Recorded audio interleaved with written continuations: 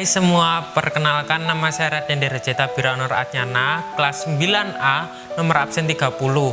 Kali ini, dalam rangka pemenuhan ujian praktek mata pelajaran IPA, saya bakal membuat bahan pangan dengan proses bioteknologi konvensional, yaitu fermentasi pada tepung yang dijadikan donat. Cara membuat donat kali ini, saya menggunakan metode autolisis. Metode autolisis itu singkatnya memberikan waktu jeda atau waktu istirahat adonan agar adonan membentuk struktur gluten secara alami. Dengan teknik ini cocok banget buat yang tidak punya mixer atau yang malas menguleni menggunakan tangan, karena biasanya menguleni donat 15-20 menit. Pakai tangan itu sudah pegel, tapi belum kalis. Nah, sedangkan menggunakan metode kali ini, menguleninya cukup mulai 4 menit saja adonannya. Sudah tercampur rata, udah kalis, dan hasil donatnya pun empuk dan juga lembut. Bahkan keesokan harinya pun masih empuk. Kalau pengen tahu gimana cara aku bikinnya dan apa aja bahan-bahannya, ikutin yuk! Eits, tapi jangan lupa, karena ini masih di masa pandemi, maka tetap terapkan protokol kesehatan dengan 3M. Yaitu mencuci tangan atau menggunakan hand sanitizer, menggunakan masker, dan menjaga jarak. Ini adalah peralatan yang digunakan.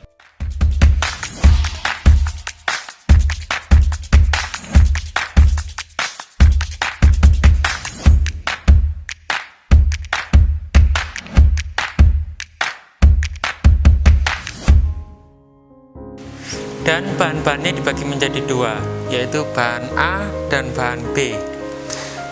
Untuk bahan A, 250 gram tepung terigu protein tinggi. Yang kedua, 130 ml air. Ini airnya suhu ruang nggak panas atau tidak dingin ya. 2 kuning telur dan 30 gram gula pasir. Bahan B, 30 gram margarin, 1,5 sendok teh ragi, dan sedikit garam. Untuk tambahan topping disesuaikan dengan selera. Ada mentega, meses, dan keju.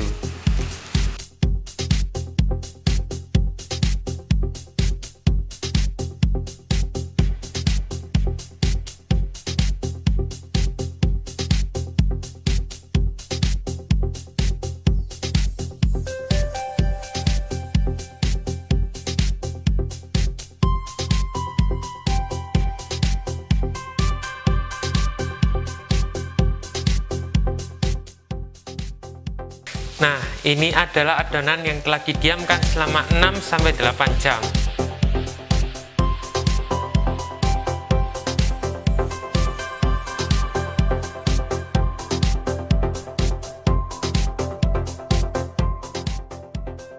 Nah, kita diamkan selama 30 menit.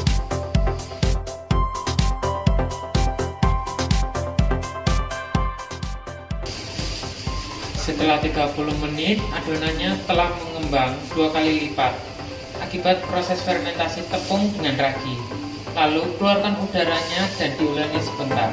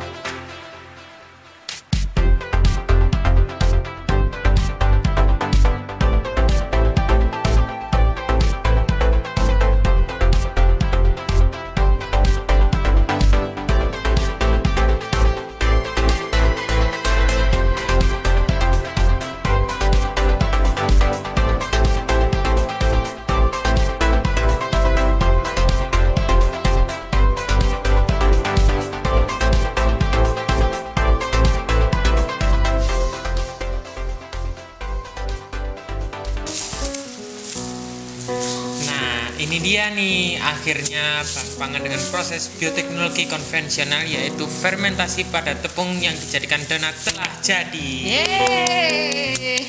Sekarang saya sudah bersama mama saya untuk mengecek langsung hasil pengerjaan yang sudah saya buat.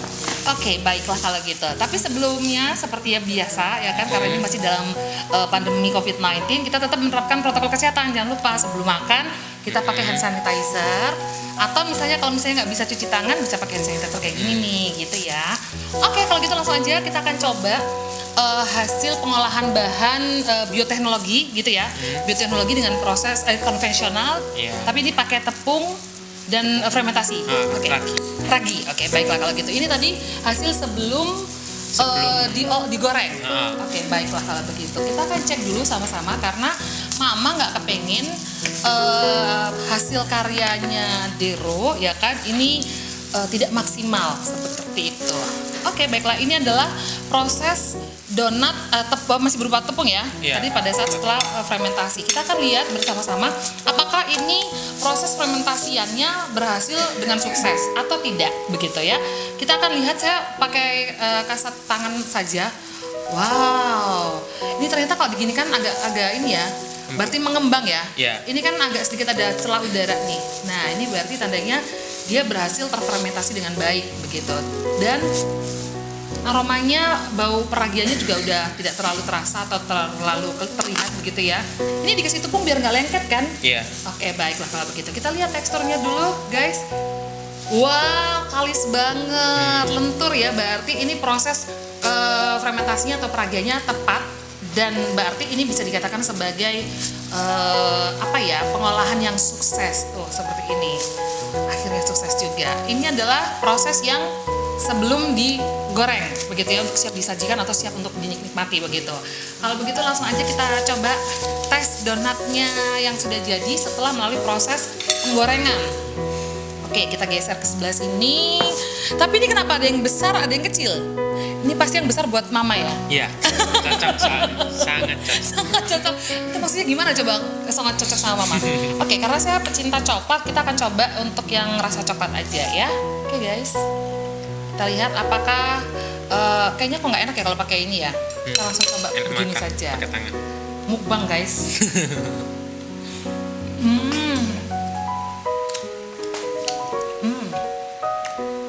Rasanya empuk banget ternyata. Enak banget. Ini yang sudah dikasih topping. Sekarang saya mau coba yang non topping karena kita harus tahu teksturnya dia seperti apa. Kalau kita lihat, ini ada rongganya, berarti fermentasinya berhasil karena dia harus terasa lembut dan teksturnya harus terasa enak. Apakah teksturnya bagus dan lembut? Kita coba lihat tanpa topping. Enak banget dan nggak bantat guys. Tuh, ya kan dia nggak bantat. Berarti peragiannya berhasil. Ya kan, kalau dicium aroma raginya dan lain sebagainya udah nggak kerasa, dan ini benar-benar enak banget. Kayaknya gimana kalau kita bikin usaha donat aja? Sip. Ya kan? Jadi student trainer. Mama yang makan. Dijual dong, kalau dimakan semua gendut nanti Mama ya kan? Oke, baiklah kalau begitu. Sebagai seorang ibu yang baik hati, tidak sombong dan jujur ya kan, Mama bakal kasih nilai bagus apa enggak? Bagus lah. Kalau Mama sih prinsipnya adalah sebagai orang tua harus memberikan contoh yang baik. Jadi harus jujur, nggak boleh ala-ala ya kan, nggak boleh bohong-bohong.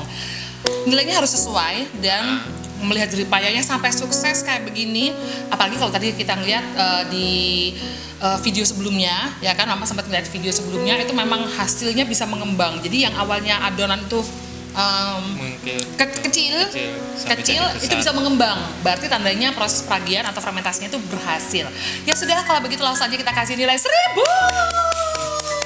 Padahal ini tertingginya 100 ya.